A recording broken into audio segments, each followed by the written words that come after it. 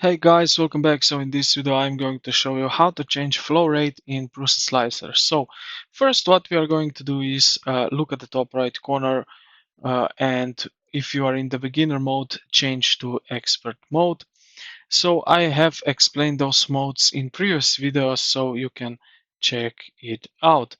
Now click on the filament settings tab at the top of the screen. So we have filament right here,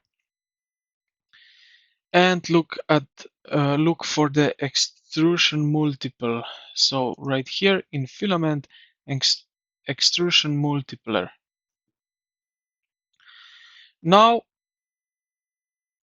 what we need to do. So default, as you can see, is usually 1, which means 100% flow.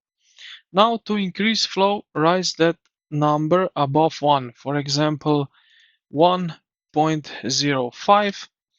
Increase the plastic flow by 5%. Use this if you see gaps between your lines under extrusion. Now, to decrease it, you can lower this number. So let's say 0.95. This will decrease plastic flow by 5%. Use this if your print looks messy or bumpy.